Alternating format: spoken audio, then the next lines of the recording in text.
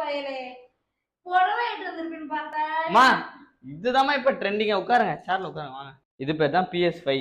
அப்படின்னா கேம் விளையாடுறது. இது நம்ம டிவில கனெக்ட் பண்ணிட்டா போதும், எல்லா கேமும் விளையாடலாம். இந்த PS5 இப்ப நம்ம வாங்க போறோம் விளையாடுறதுக்கு. வாங்க போறோமா? ஆமா. அது வாங்க போறதுக்கு எனக்கு ஏன்டா புடவை எடுத்து தரணும், டீ-ஷர்ட் எடுத்து வந்துருக்கணும். ரீசன் இல்லாமலாம் உங்களுக்கு ட்ரெஸ் வாங்கி தரலமா, அது ஒரு ரீசன் இருக்கு.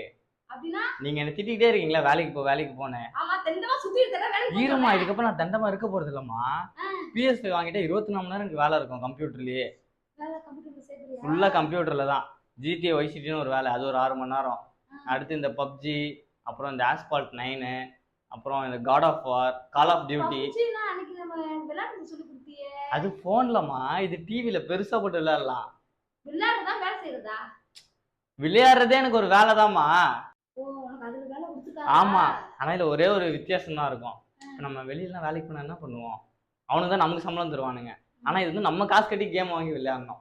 காசு கட்டணும். ஒவ்வொரு கேமும் காசு. இப்ப PS5 காமிச்சல, அதுவே 50,000 தான். ஆஃபர் ரேட் 49,999 ரூபாய்க்கு போட்டிருக்கான். 50,000 பணம் கட்டணுமா? ஆமாமா, அந்த PS5 கொடுத்துருவான் நமக்கு. நம்ம டிவில மட்டும் சூப்பரா கேம் விளையாடலாம். போங்க போய் டக்குன்னு ஆர்டர் ஓட்டுவாங்க. ஆர்டருமா? என்னது ஆர்டர்? இது என்ன டிஷன் தெரியல உங்களுக்கு? என்ன டி-ஷர்ட்ப்பா? ஜொமேட்டோமா. சொமாட்டானா?